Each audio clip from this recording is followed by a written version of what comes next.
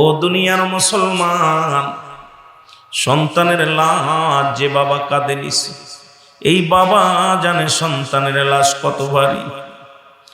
যে সন্তান তার বাবার লাশটা কাঁদে নিছে, সেই বাবা সন্তান জানে বাবার লাশটা কত ভারী। সন্তান জানে যেমন বাবাও জানে ছেলের লাশটা কত ভারী।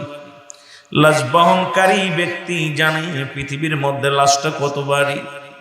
মানুষের মৃত্যু হয় দুইটা টাইমে, একটা হলো রাতের বেলা, একটা হলো দিনের বেলায় গো। ও দুনিয়ার মানুষ শোনো, দুইটা টাইমে মানুষের মরণ হয়, একটা হলো রাতের বেলা, একটা হলো দিনের বেলা।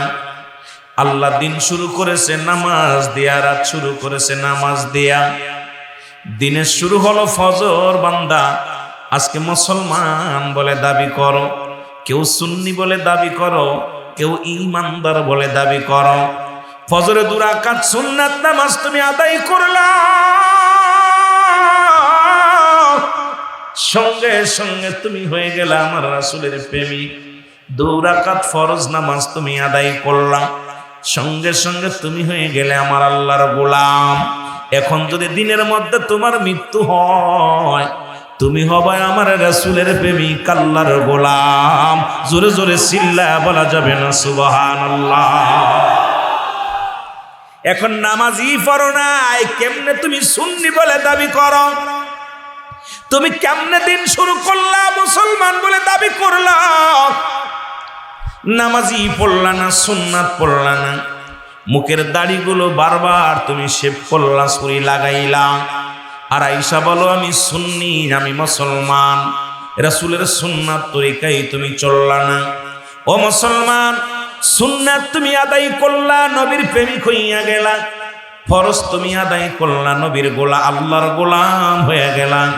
এখন মৃত্যুকালে তুমি ধন্য, মরণেও তুমি ধন্য, কবরেও তুমি ধন্য, হাসরেও তুমি ধন্য রে মুসলমান। এখন দিন শুরু করেছো ও মুসলমান, আল্লাহ দিন শুরু করেছে নামাজ দিয়া, রাত শুরু করেছে আল্লাহ নামাজ দিয়া। রাতের শুরু হলো মাগরিব, 3 রাকাত ফরজ নামাজ বান্দা তুমি আদায় করলাম, সঙ্গে সঙ্গে তুমি হয়ে গেলে আমার আল্লাহর গোলাম। 2 রাকাত সুন্নাত নামাজ তুমি আদায় করলাম, সঙ্গে সঙ্গে তুমি হয়ে গেলে আমার নবীর প্রেমিক। এখন রাত্রে যদি তোমার মৃত্যু হয়,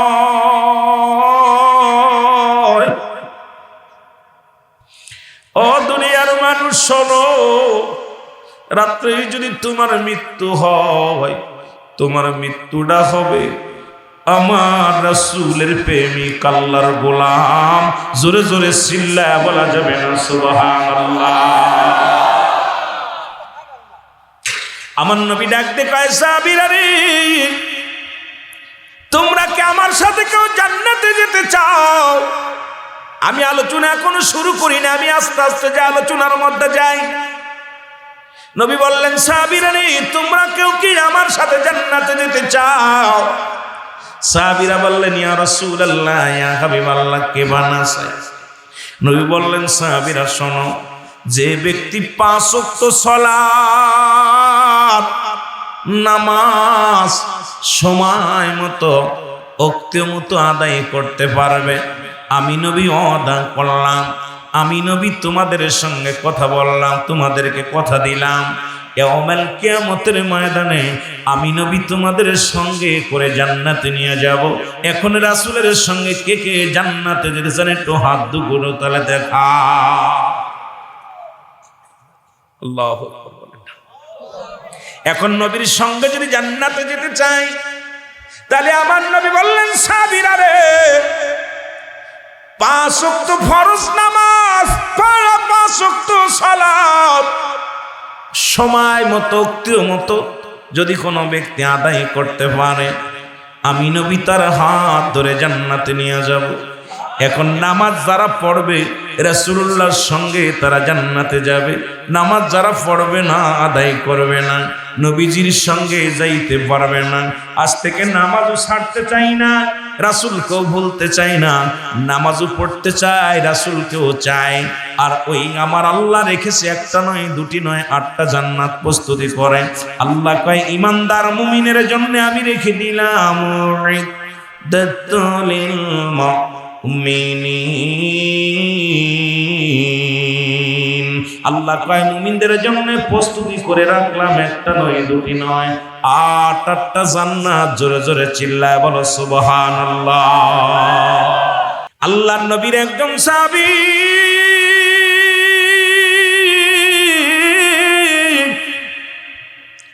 নাম হলো আব্দুল্লাহ আনসারী, নাম হলো আব্দুল্লাহ আনসারী। আনসারী নামাজ শেষ করে যাইতে একটু দেরি হয়েছে।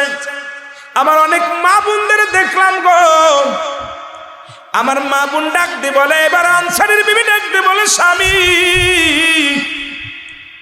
আপনি প্রতিদিন নামাজ শেষ করে আগে আগে চলে আসেন, আজকে কেন এত দেরি হলো একটু জানতে পারবো কি?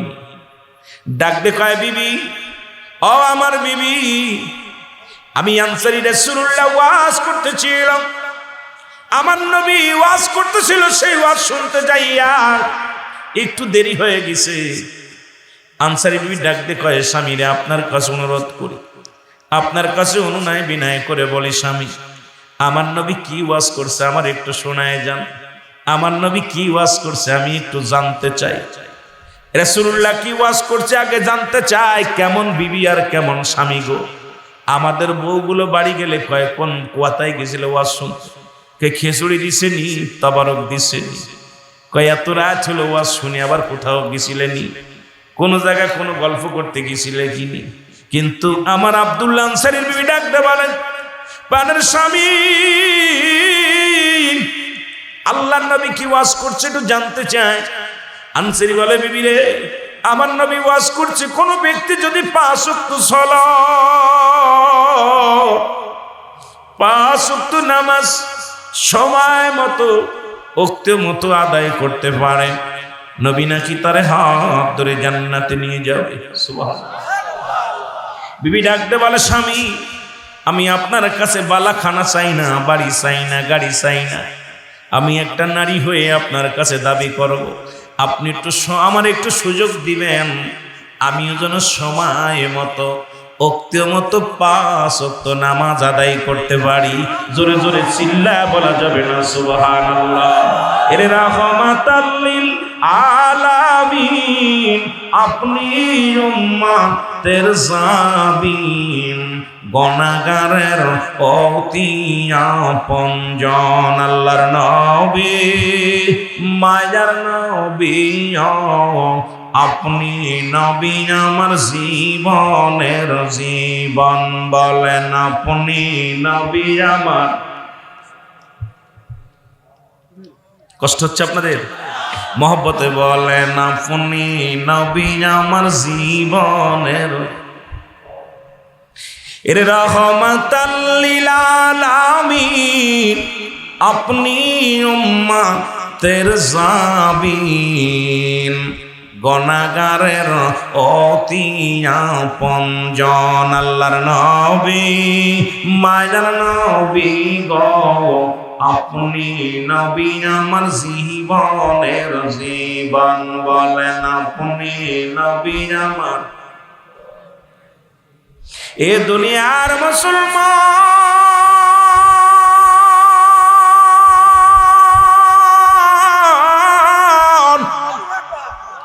নবী জীবন বললাম এই জন্য অনেক কালেমের কষ্ট লাগবে গো। নবী বলছেন, হায়াতি খায়রুল লাকুম, আমার হায়াতের জিন্দেগিটা উম্মতের জন্য বড় কল্যাণ স্বরূপ। সুবহানাল্লাহ। আবার আমি দুনিয়া থেকে বিদায় নিছি, ওয়াফাতি খায়রুল লাকুম, নবীকে আমি দুনিয়া থেকে বিদায় নিছি, এটা উম্মতের মঙ্গলের জন্য। সুবহানাল্লাহ বলেন না? এই জন্যই বললাম আপনি নবী আমার জীবনের জীবন, বলেন আপনি নবী আমার। এ দুনিয়ার মুসলমান শোনা নাও, যে কথাগুলো আমি বলতেছিলাম দিলের কান্ডা লাগা শোনো। বিবি ডাকতে বলে, স্বামী আমি 5 ওয়াক্ত নামাজ ওই সালাত যেন আদায় করতে পারি, আপনি একটু সুযোগ আমারে করে দিবেন, আমি যেন নবীর সনে আপনার সনে জান্নাতে যেতে পারি। রাসূলুল্লাহ সালাত আদায় করে সালাম ফিরানোর আগে দেখে আব্দুল্লাহ আনসারী প্রতিদিন নামাজে আসে, যেমন আমাদের ইমাম সাহেব হুজুর, শহীদুর রহমান সাহেব নামাজ পড়ায় মুসল্লি কজন আছে উনি বলে দিতে পারে। মুসল্লিদের চেহারা দেখে 5 ওয়াক্ত সালাতের ভিতরে মুসল্লিদের সঙ্গে কি হয়, মিলন হয়, দেখা হয়। কোন মুসল্লি যদি একদিনের জায়গা 2 দিন না আসে, ইমাম সাহেব হুজুর জিগায় আমাদের অমুক মুসল্লি কই, অমুক মুসল্লিকে দেখি না কেন? কারণ ইমাম সাহেব হুজুর মুসল্লিদেরকে খেয়াল রাখে। মায়ার নবী ডাকতে বলে, আমার সাহাবীরা রে, আজ 3টা দিন হয়ে গেল সব সাহাবীরে দেখি, কিন্তু আমার আব্দুল্লাহ আনসারী নামাজে আসে দেখি সে আসতে, কিন্তু সালাম ফিরায় ধরে মেরে চলে যায়। কিসের জন্য সালাম ফিরায় তারে দেখতে পাই না?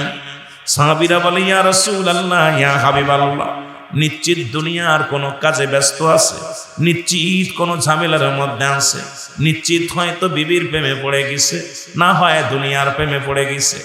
আল্লাহর নবী বলে, সাহাবীরা রে, আমি নবী নিজেই খবর নিব কেন আসে নাই, আমি নবী নিজেই খবর নিব, আমি যাব ওখানে সাহাবীর বাড়ি। নবীজি চলে গেলেন সাহাবীর বাড়ি, সালাম দা, আসসালামু আলাইকুম ইয়াল বাইত। একবার নয়, দুবার নয়, 3-3বার সালাম দিলেন। রাসূলুল্লাহ সালাম দিলেন, নবী সালাম দিয়া কোনো উত্তর পাইল না রে। নবী মনে একটু কষ্ট পেয়ে নবীজি চলে আসলেন। পিছন থেকে দৌড়াইতে দৌড়াইতে আব্দুল্লাহ আনসারী যাইয়া রাসূলুল্লাহর পাশাপাশি যাইয়া যায় বলে, ওয়ালাইকুম আসসালাম ইয়া রাসূলুল্লাহ, ওয়ালাইকুম আসসালাম ইয়া হাবিবাল্লাহ, ওয়ালাইকুম আসসালাম ইয়া রাহমাতাল লিল আলামিন। জোরে জোরে চিল্লায়া বলা যাবে না সুবহানাল্লাহ? আল্লাহর নবী ডাকতে বলে, আনসারী রে, আমি 3বার তোমার সালাম দিয়েছিলাম, 3বারও একবারও জবাব পাইলাম না, আবার 3বারই তুমি উত্তর দিলে, তার মানে আর বুঝতে বাকি নাই তুমি নিশ্চিত ঘরের মধ্যে ছিলে, আমার সালামের জবাব দেও নাই। আনসারী বলে, ইয়া রাসূলুল্লাহ, ইয়া হাবিবাল্লাহ, নবী গো, মায়ের নবী, আমি কেন সালামের জবাব দিই নাই, কেন আপনার উত্তর দিই নাই, এই কেনর জবাব আমি দিতে পারবো না ইয়া রাসূলুল্লাহ, ইয়া হাবিবাল্লাহ। আপনি যদি দয়া করে একটু বাড়িতে যাইতেন, আপনি যদি দয়া করে আবার একটু আমার ঘরে যাইতেন, তাহলে আমি বলতে পারতাম কেন আপনার সালামের জবাব দিই নাই রে। কেমন নবী গো, কেমন নেতা। নবী বললেন, চলো যাই আনসারী, চলো যাই। রাসূলুল্লাহ রওনা হয়ে গেলেন, যে আনসারীর ঘরের দরজায় গেলেন, আনসারীর দরজাটা খুলে দিলেন।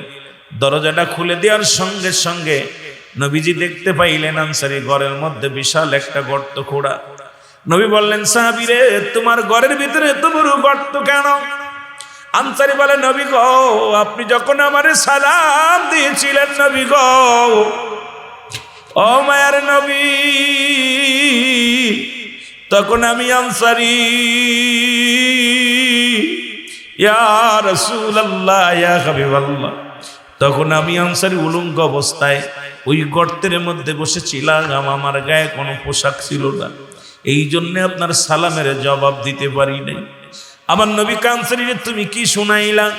আনসারী বলে, নবী গো, আপনার কাছ থেকে যখন ওয়াজ শুনে বাড়ি আসলাম, আমার বিবি আমার হাতটা ধরে ডাকতে বলে, স্বামী,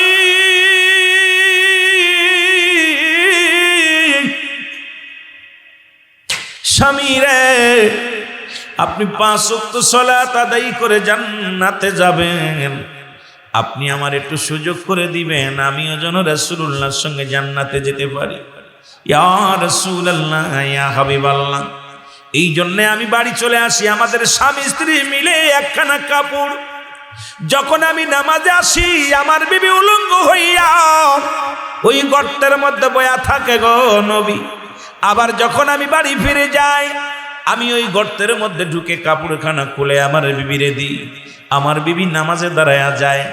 আপনি যখন আমার সালাম দিয়েছিলেন, আমার গায়ের মধ্যে কোনো কাপড় ছিল না, আমার গায়ের মধ্যে কোনো পোশাক ছিল না। ইয়া রাসূলুল্লাহ, ইয়া হাবিবাল্লাহ, এই কারণে আমি আমার সালামের আপনার সালামের জবাব দিতে পারি নাই। আমার নবী ডাকতে বলে, আনসারীরা আমার মুখে আয়, আনসারী আয়, আমি নবী কথা দিলাম রে,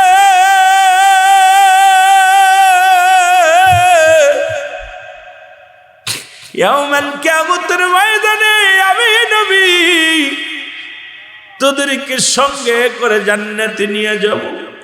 আমার রংপুরের বাজানেরা শোনো, এই রংপুরের জমিনে এমন কোন গরিব নাই যার এক টুকরা কাপড় রংপুরের জমিনে যে ভিক্ষা করে খায় তারও 2-3টা পোশাক আছে রে মুসলমান। আজকে নামাজ এই ওয়াজ করব কার কাছে যে রে মুসলমান? একমাত্র কাফের এবং মুসলমানদের মধ্যে পার্থক্য হলো নামাজ। কাফেররা নামাজ ছেড়ে দেয়, মুসলমানরা নামাজ ধরে।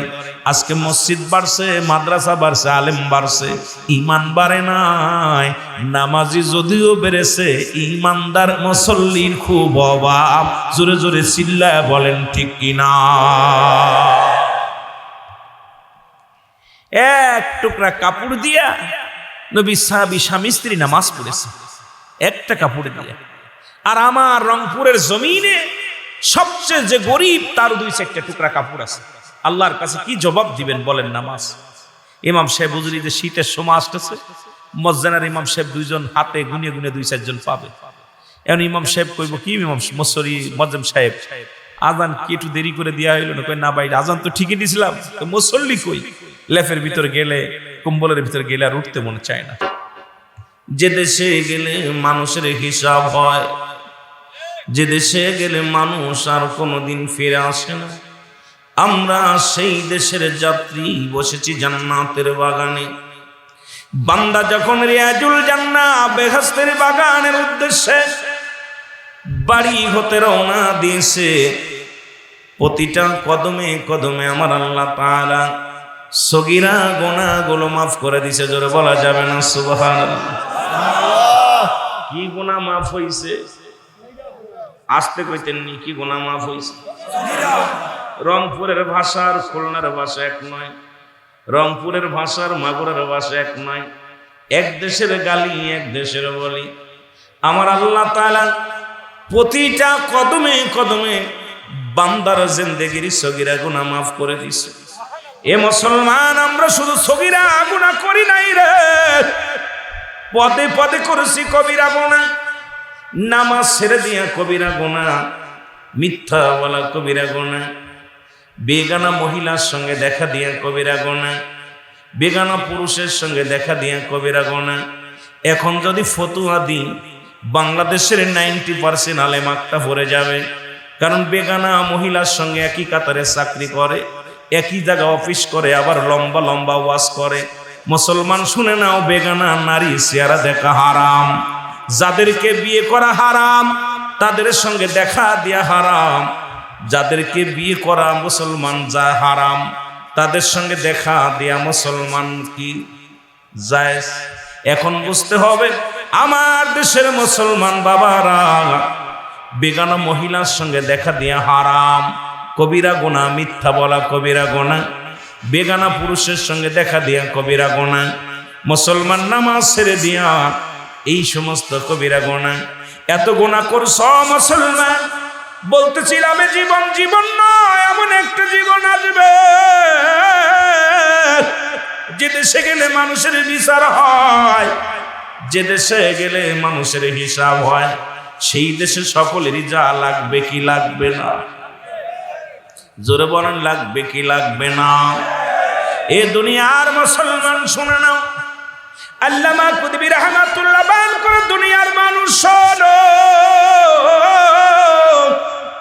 বান্দা যখন রিয়াজুল জান্নাহ বেহেশতের বাগান নের সংবাদ শুনতে পায়, ওই জান্নাতের বাগান খানা করে ধরে বান্দা যখন কবরের ভয়ে, জাহান্নামের ভয়ে বান্দা যখন খাস্তওবা করে আল্লাহ বলে ডাক দেয়, আমার আল্লাহ বান্দার জীবনের দরিয়া দরিয়া গুনাহগুলো মাফ করে দেয়। জোরে বলা যাবে না সুবহানাল্লাহ?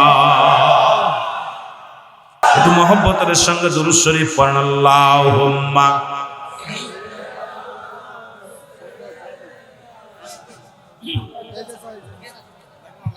ওরে আজ না হয় কাল তুমি যাইবা কবরে, যাইবার কালে দেখবে চেয়ে গো তোমার ছবি রইল পড়ে, যাবার বেলাই দেখবে চেয়ে গো তোমার ছবি রইল। একটু মহব্বতে বলেন, যাবার কালে দেখবে চেয়ে। এর ঘর করলা বাড়ি করলা ছবি যাইবা সে রে, তোমারও তো যাইতে হবে রে বাইরে অন্ধকার কবরে, তোমারও তো যাইতে হবে রে। বলো আজ না হয় কাল তুমি, আজ না হয় কাল তুমি যাইবা কবরে, যাবার কালে দেখবে চেয়ে গো তোমার ছবি রইল পড়ে, যাবার বেলায় দেখবে চেয়ে। ও ভাই দাদাই গিয়েছে, ও বাবাই গিয়েছে, কেউ আসলো না ফিরে, তোমার তো যাইতে হবে রে যেদিন আজরাইল আসিবে, তোমার তো যাইতে হবে রে। জোরে বলো মারহাবা। এ দুনিয়ার মুসলমান,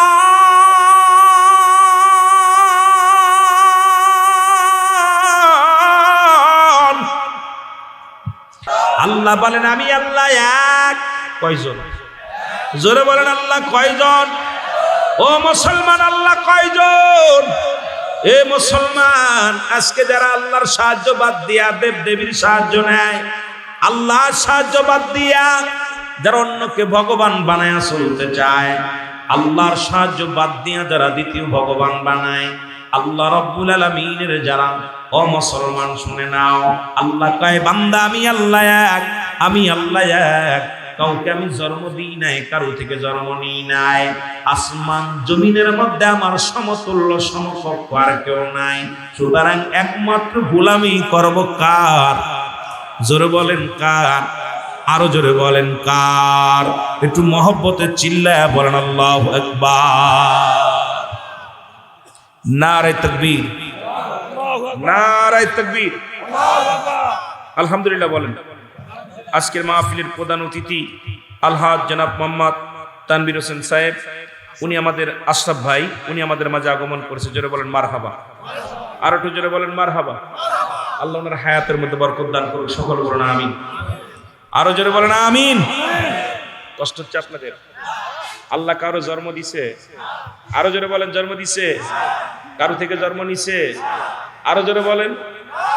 তার সমতুল্য কেউ আছে? তার সমকক্ষ কেউ আছে? তার কারো সে কারোর মুখাপেক্ষী? জোরে বলেন মুখাপেক্ষী। আল্লাহ কারোর মুখাপেক্ষী নাই। জোরে বলেন ঠিক কি না? ঠিক কি না? ইনি হিদায়াতের মালিক আমরা আমির হয়েছি, মৌলানা হয়েছি, মুফতি সাহেব হয়েছি, পীর সাহেব হয়েছে। কোরআনটাকে তিনটা ভাগ করে ফেলেছে। কয়টা ভাগ? রাগ করবেন নাকি? কথা বলেন, রাগ করবেন? কোরআন কয়টা ভাগ হয়েছে? তিনটা ভাগ হয়েছে। আমি আলোচনা করলাম মূল ধারা, এখন আস্তে আস্তে যাবো ধীরে ধীরে। কয়টা ভাগ হয়েছে? তিনটা। রাগ করবেন না ভাই, আমি বোঝানোর জন্য বলতেছি। তিনটা ভাগ, তিনজন নিছে। কয়টা ভাগ? তিনজন নিছে। যদি আমার যুক্তি যদি আপনাদের কাছে গ্রহণযোগ্য হয় মানবেন, না হলে ক্যান্সেল করবেন। আমি অনুরোধ করছি আগে যে আমারটা মানতে হবে না। আমি কোনো মাকসুদ নয়, মকসুদ যদি আমি মনে করেন তাহলে আপনি গুনাহগার হয়ে যাবেন। কথা বলছেন? আমার কথাগুলো যদি গ্রহণযোগ্য হয় তাহলে মানবেন, না হলে ছুঁড়ে ফেলবেন। তিনটা, কোরআনটা তিনটা ভাগ করছে। কয়টা ভাগ? জোরে বলেন কয়টা ভাগ? এক ভাগ নিচে আমার দেশের আমার বাবারা, এক ভাগ নিচে পীর সাহেব কেবলারা। দেখবেন যত পীর মুরিদির ওয়াজ আছে সবগুলো তারা আলোচনা করে। যত যাতে মুরিদ কতগুলো বাড়ে না, মুরিদ বাড়ে কমে, এটা চিন্তা। কোনদিন পীর কমে মুরিদ কমে যাবে এই ওয়াজ জীবনও করবে না। করবে? কথা বলেন করবে? কোনদিন করবে না। এই ভাগটা নিয়েছে ওরা পীর সাহেবরা। ওরা দেখবেন পীর হর, পীরের মুরিদ বাড়বে কোন কোন আয়াত পাঠ করলে, এই আয়াতগুলো বেশি বেশি তেলাওয়াত করে, এরপর রিসার্চ করে এটার পর আলোচনা করে। আর একটা ভাগ নিচে আমার তাবলিগ জামাতের ভাইরা। দেখবেন নেকির যত ওয়াজ আছে, ইন্দা ওয়াজ আসলে যত নেকির ওয়াজ, একবার এটা বললে এত নেকি, একবার এটা বললে এত নেকি, এত নেকি। আমি আগেই ক্ষমা চেয়ে নিচ্ছি, কেউ রাগ হলে রাগ করো না, আমি আমার ব্যক্তিগত মত প্রকাশ করতেছি, কথা বুঝেন নাই। আরেকটা ভাগ নিছে আমাদের দেশে, আমরা জামাত ইসলাম যারা, দেখবেন যত সংগ্রামী আলোচনাগুলো হিট করা ওয়াজ, যত হিট হয় মানুষকে স্পিরিট দিয়ে মানুষকে তেজায়, মানে এটা রক্ত গরম ওয়াজ, এই ওয়াজগুলো আমার জামাত ইসলামের ভাইয়ার আমরা করি, ঠিক কিনা? এই তিনটা ভাগ, আমার কথায় তিনটা ভাগকে পরিপূর্ণভাবে মেনে বুঝে চলার নামই হলো ইসলাম, জোরে বলেন ঠিক কিনা? কিছু ছাড়বেন, কিছু ধরবেন, কিছু বলবেন, কিছু বলবেন না, এটার পক্ষে আমি না। রাগ করেন?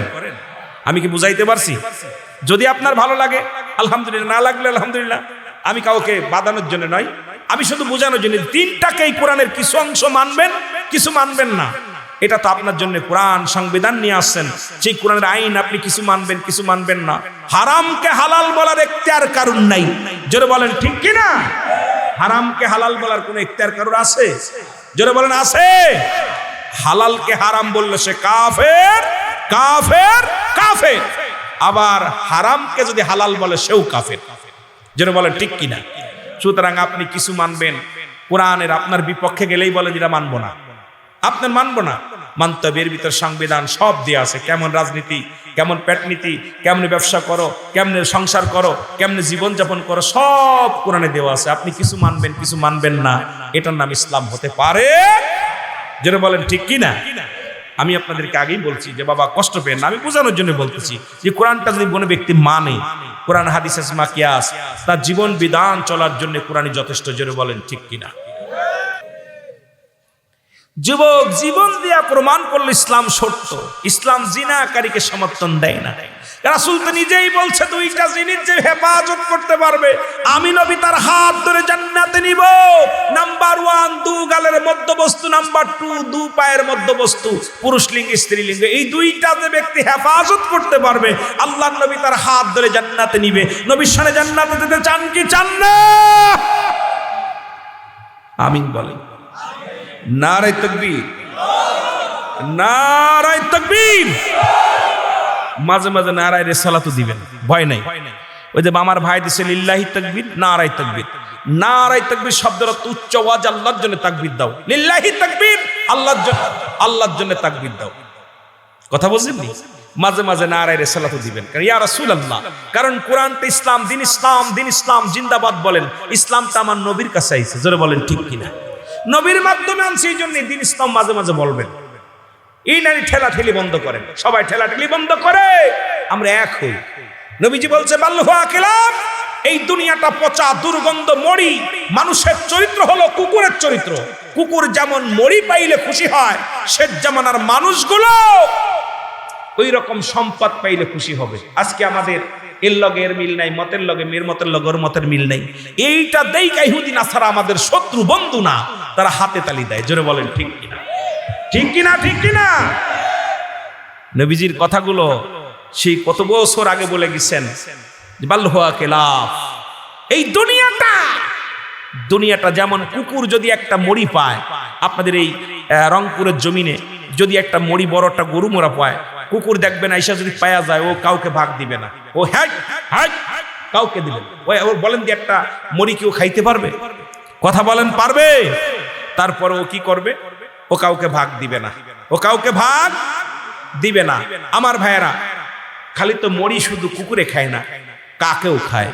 যদি একটা কাক যদি খবর পায় একটা মরি পাইছে, কা কা করে এই রংপুরে সব কাককে খবর দিবে। কেউ চোখ খাবে, কেউ পেট খাবে, কেউ লেজ খাবে, কেউ বুড়ি খাবে, বাক করে। আজকে আমাদের মুসলমানদের সেই চক্ষু লজ্জাটা হারিয়ে ফেলেছি। আজকে যে দলই পড়ে না, যাই করেন না কেন, নিজে খামো, নিজে করবো, নিজেই নেব, অন্যর আর কোনো প্রয়োজন নাই। জোরে বলেন ঠিক কিনা? মুসলিম জাতি যতদিন পর্যন্ত কাকের মতো সংগঠিত না হবে, কে কোন দল করলো, কে কি করলো, কোন পীরের মুরিদকে দেখার বিষয় না, ইসলামের স্বার্থে যতদিন পর্যন্ত ঐক্য না হবে, যতদিন পর্যন্ত এক কাতারে না আসবে, ইসলামের পতাকা জীবনে উজ্জ্বলা সম্ভব হবে না, উড়ানো সম্ভব হবে না, হবে না, হবে না। জোরে বলেন ঠিক কিনা? কারণ ওই যে আমাদের মত কাকের মতো সংগঠিত হতে হবে। কারণ আমার ভাই, আমি মারা গেলে আপনি আমার লাশ ধরবেন, খাট ধরবেন, ও ভাই মারা গেলে ওনার খাট আমি ধরবো। এই ভাই যদি চিন্তা না থাকে যে ভাইয়ের লাশ আমি নিব, আমার লাশ ও নিবে, এই চিন্তাধারা আমাদের ভিতর আসা লাগবে।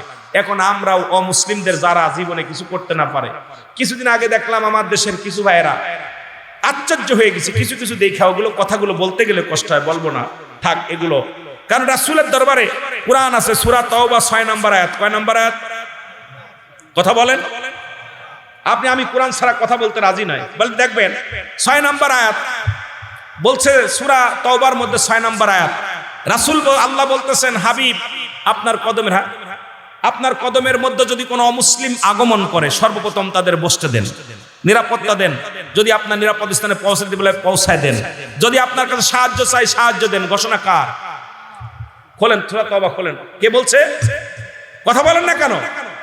এখন রাসূলের কাছে গেছে, আবার রাসূলের মসজিদ, একদম বুখারীর হাদিস। কথা ভালো করে, আমি কোরআন থেকে বলছি, আপনি আয়াতটা খোঁজেন, তারপর দেখেন। বুখারীর হাদিস, রাসূল পাক সাল্লাল্লাহু আলাইহি ওয়াসাল্লাম মসজিদ নববীর মধ্যে বসে আছেন। কিন্তু আমাদের আদর্শ কি দেখেন, হুজুর সাল্লাল্লাহু আলাইহি ওয়াসাল্লামের কাছে একদল অমুসলিম আগমন করলেন। রাসূলুল্লাহর কাছে আগমন করার পর সাহাবীরা বলতে, ইয়া রাসূলুল্লাহ, ইয়া হাবিবাল্লাহ, আপনার কাছে কিছু লোক আসছে, আগত লোক আসছে। নবীজি বলে, আসতে বলো। বলে, হুজুর ওরা তো অমুসলিম, ওরা তো অমুসলিম। নবী বলে, আসতে বলো। নবীর কাছে গেলেন, রাসূলুল্লাহ কাছে গেলেন। সাহাবীরা বলতে, ইয়া রাসূলুল্লাহ, ওনাকে কোথায় বসতে দিব? নবী বলেন, উত্তম জায়গা বসতে দাও, উঠাউটি করবেন না, ছেড়ে দিব। আমার ছাত্র ভাইরা যারা, ওরা পড়া লাগবে সকালবেলা, ওদের উঠা লাগবে, এই জন্য চলে যাচ্ছে। কথা বুঝেননি? আপনার উঠবেন না, বিশেষ করে ওরা তো মুসলিম। নবীজি বলেন, ওদের বসতে দাও। কোথায়? উত্তম জায়গা। বলেন, হুজুর আমার পার্সোনাল কামরা? বলে না, উত্তম জায়গা। বলে, পাশের কামরা? বলে না, উত্তম জায়গা। বলে, হুজুর আল্লাহ রাসূল ভালো জানে। নবীজি বললেন, জি তোরা আমার কাছে আসছে, মসজিদে নববীর মধ্যে বিছনা বানায় দাও। সাদা চাদর নবীজির বিছনা বানায় দিলেন, মসজিদের মধ্যে বসলেন। নবীজি বলেন, আমার সাহাবীদের ধৈর্য ধরো, দেখি অমুসলিমেরা কি বলতে চায়। নবীজি বললেন, আমার ভাইয়েরা আপনারা কি বলতে চান বলেন। সাহাবীরা বলে, ইয়া রাসূলুল্লাহ, ইয়া হাবিবাল্লাহ, ওরা কি বলবে? আমার মুসলমান বাবারা গভীর মনোযোগ। এবার উনি বললেন, নবীজি কি বলতেছেন? নবীজি বললেন, আপনারা বলেন কি বলতে চান। এইবার অমুসলিমেরা বলতেছে, ইয়া রাসূলুল্লাহ, ইয়া হাবিবাল্লাহ, আমরা কিচ্ছু বলতে চাই না, যে আমরা অমুসলিম হয়ে আপনার কদমের মধ্যে জায়গা পেয়ে গেছি। ইয়া রাসূলুল্লাহ, ইয়া হাবিবাল্লাহ, আপনি যে মহামানব, আপনি যে মহান নবী, এর মধ্যে কোনো সন্দেহ নাই। আপনি আমাদের কালেমা পড়াই দেন, আমরা 1 মিনিট অমুসলিম থাকতে চাই না। কালেমা পড়ে মুসলমান হয়ে গেছে, লা ইলাহা ইল্লাল্লাহ। আমরা তাদের মন্দির পাহারা দিছি, একটাও কালেমা পড়বে না। জোরে বলেন ঠিক কিনা? আপনি আমি লেখেন ভালো করে, যাদের মন্দিরগুলো পাহারা দিছি আমরা দাঁড়িয়ে পড়ে টুপি মাথায় দিয়ে, একটাও কালেমা পড়বে না। জোরে বলেন ঠিক কিনা? লেখে নেন আমার কথা, লেখে নেন। কোন মুসলিম কোনদিন আপনার বন্ধু হতে পারে না। অমুসলিম কোনদিন আপনার বন্ধু হতে পারেন। হয়তো অনেকের আঘাত লাগবে, তবু বলতে হবে কথাটা। কিন্তু রাসূলুল্লাহর আদর্শ দেখে, রাসূলুল্লাহর আখলাক দেখে, চরিত্র দেখে দলে দলে মুসলিমেরা মুসলমান হয়েছে। আর আমি মৌলবীর চরিত্র দেখে এখন মৌলবীরাই ফালায়। কথা কোন ঠিক কিনা? আমার আদর্শ দেখে বক্তার কাছে আসে না, যে বক্তার কাছে গেলে ঈমান হারায় ফেলে।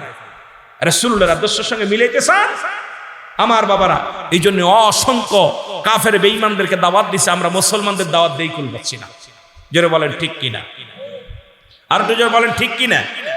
আমার ভাইরা, অল্প একটু কথা বলবো, যেহেতু মসজিদের শনে আপনারা, আমি প্রথম একটা আয়াত পাঠ করেছিলাম সূরা ইউনূসের মধ্যে 11 নম্বর পারা 62 নম্বর আয়াত। সূরা ইউনূসের মধ্যে 11 নম্বর পারা 62 নম্বর আয়াত। আল্লাহ বলে, আলা সাবধান, ইন্না নিচ্চালা ইন্না উল্লাহি, আল্লাহর তরফ থেকে, আল্লাহ যারা মাহবুব বান্দা হয়, লা নাই খাউফুন শব্দের অর্থ ভয়, আলাদা অবস্থান করে, হুমদের উপরে হাজানুন, তাদের কোনো চিন্তা নাই, ভাবনা নাই। এই কথাটা বলতে যায় আমি আয়াতটা তেলাওয়াত করে আমি শুরু করেছিলাম। আমি কিন্তু আমার আসল আলোচনা আমি যেতে পারি না। এখন আলোচনা এখনো মূল ধারায় যেতে পারি নাই। শুধু যুবকদের কিছু কথা বুঝাইছি, হকের কথা কিছু, আমলের কথা, মরণের কথা, কিছু বাস্তবতা নিয়ে কিছু কথা বলছি। খেয়াল করবেন কথাগুলো। এই আপনাদের দিল্লির বাদশাহ নাম হলো শাহজাহান। কি নাম? ভারত চেনেন? ভারত শুনেছেন নাম? ইন্ডিয়া শুনেছেন নাম? ইন্ডিয়া গেছেন নি কেউ? আমার বক্তা, আপনি তো গেছেন আগে 1 নাম্বার, ওটা তো বাদ। আর কেউ গেছেন? ভারতে একটা মসজিদ আছে, নাম হলো দিল্লির জুমা মসজিদ। নাম কি? নাম জোরে বলেন। দিল্লির জুমা মসজিদ, যেটা নাম হয়েছে দিল্লির জুমা মসজিদ।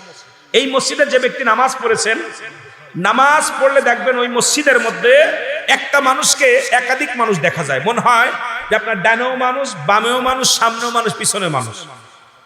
পড়লে পারে কেমন যেন মনে হয় ডান পাশেও মানুষ আছে, বাম পাশেও মানুষ আছে। আর এই মসজিদটা বানাইছে কে জানেন? এই মসজিদটা বানাইছে বাদশাহ শাহজাহান। আল্লাহু আকবার বলেন না? কে বানাইছে?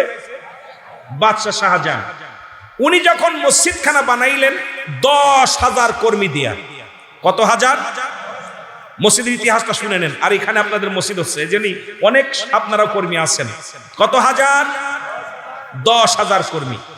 একাধিক প্রতিনিয়ত কাজের শুরু থেকে এক খতম কোরআন শরীফ খতম করে কাজ শুরু হতো, আবার এক খতম কোরআন শরীফ শেষ করে কাজ বন্ধ হতো প্রতিদিন। কয়দিন? 10 বছর সময় লাগলো মসজিদ হতে। কয় বছর? এই 10টা বছর সাধনা করে একখানা মসজিদ বানাইলেন বাদশাহ শাহজাহান। প্রথম জুম্মার ইমাম হইলেন বাদশাহ শাহজাহান। ইমাম দিলেন আপনার ওই ভারতের যিনি ফুরপুরা শরীফের আল্লাহর একজন ওলি, ওনাকে দিলেন ইমামতি করতে। প্রথম জুম্মার নামাজের মুসল্লি বাদশাহ শাহজাহান। নামাজ শেষ হয়ে গেল। নামাজ শেষ হওয়ার পর রাতের অন্ধকারে এলহাম আসলে বাদশাহ শাহজাহান, তুমি যে নামাজ পড়েছো কারুন নামাজ হয় নাই, কারুন নামাজ হয় নাই। ইতিহাসটা শোনেন। বাদশাহ শাহজাহান চিন্তা করে নামাজ হয় নাই, ঘটনাটা কি? বিপদে পড়ে গেছে। উনি পরে চিন্তা করলো নামাজে কি সূরা কিরাতে ভুল হয়েছে না কি হলো? কয় যত মুসল্লি আছে ইমাম সহকারে কারুন নামাজ হয়নি। দ্বিতীয় জুম্মা নামাজ পড়লেন। দ্বিতীয় জুম্মার নামাজে একই হেলাম শুনলেন, হে বাদশাহ শাহজাহান, তোমার মুসল্লি তোমাদের যারা নামাজ কারুন নামাজ হয়নি। 2 জুম্মা চলে গেল। তৃতীয় জুম্মায় স্বপ্নে একই দেখেন। বাদশাহ শাহজাহান কাঁদতে লাগলেন, আল্লাহ কি হয়েছে? আমি নামাজ মুসল্লিদের হচ্ছে না, আমার হচ্ছে না। কি এখানে কোনো হারাম টাকা আছে না কোনো হারাম পন্থা অবলম্বন করছে না কোনো কি হয়েছে একটু বলে দেন। এলহামের মাধ্যমে শুনতে পালো, ও বাদশাহ শাহজাহান রাত্রের জন্য কে বলতেছে? বাদশাহ শাহজাহান, শরিয়াতের কিবলা হলো কাবা, দুজানের কিবলা রাহমাতাল লিল আলামিন, মুনাজাতের কিবলা আরশ আজিম। আপনি নামাজ পড়তেছেন কিবলা শর্ত করে, কিন্তু আপনার মসজিদের কিবলা নির্ণয় ঠিক হয় নাই। যতদিন পর্যন্ত আপনি সোজা হয়ে দাঁড়াতে না পারবেন, কিবলা সোজা যদি আপনি ওই কিবলা যদি নির্ণয় ঠিক না হয়, যতদিন পর্যন্ত মানুষ নামাজ পড়বে কারণ নামাজ হবে না। আল্লাহু আকবার বলেন। আইরে রংপুরের মানুষ কত ভাগ্যবান। আল্লামা কুতুবী রাহমাতুল্লাহ বয়ান করো, দুনিয়ার মানুষ এত অন্যায় করেছো যখন বান্দা অনুশোচনা হয়।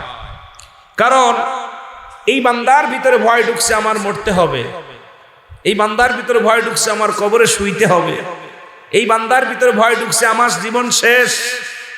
এই বান্দা যখন খাস তওবা করে, কিয়ামত পর্যন্ত কোনো নবী আসবে না, কিয়ামত পর্যন্ত নবীদের দরজা বন্ধ, কিয়ামত পর্যন্ত আর কোনো নবী আইতো না।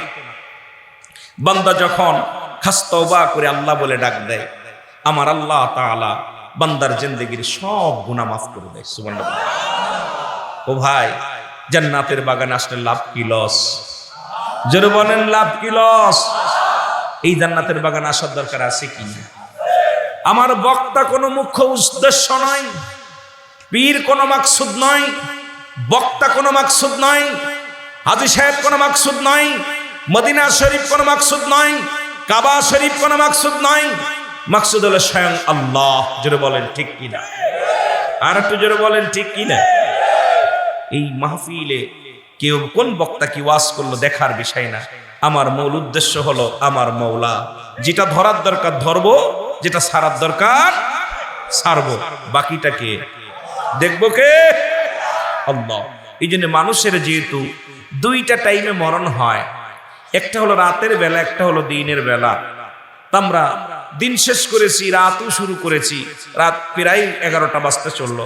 আমরা একটু খাস তওবা করি। আস্তাগফিরুল্লাহ রাব্বি মিন কুল্লি যামবি ওয়া আতুবু ইলাইহি লা হাওলা ওয়ালা কুওয়াতা ইল্লা বিল্লাহিল আলিয়্যিল আযীম।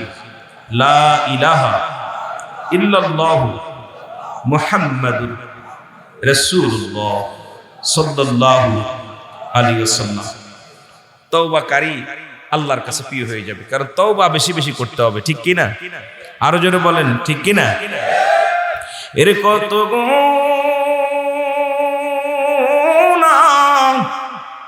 করছি রে মওলা জীবনে,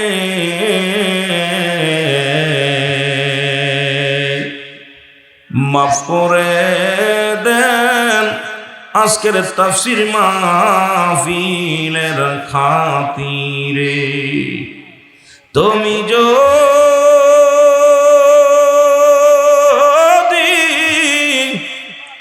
মাফ না করো আল্লাহ বান্দারে,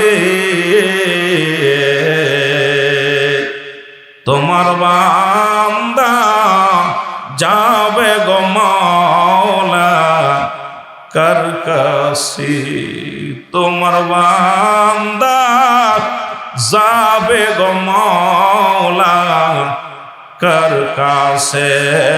আল্লাহুম্মা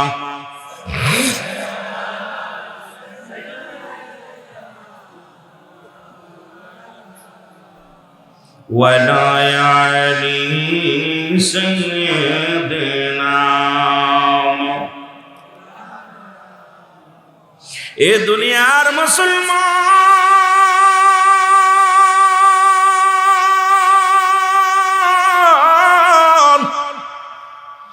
পৃথিবীর মধ্যে আসার একটা সিরিয়াল আছে যার কোনো সিরিয়াল নাই। দেখা যায় সন্তানের লাশ বাবার কাঁধে, বাবা আল্লাহ সন্তানের কাঁধে, দাদা জিন্দা নাতি নাই। এই পৃথিবীর মধ্যে আসার একটা সিরিয়াল আছে যার কোনো সিরিয়াল নাই।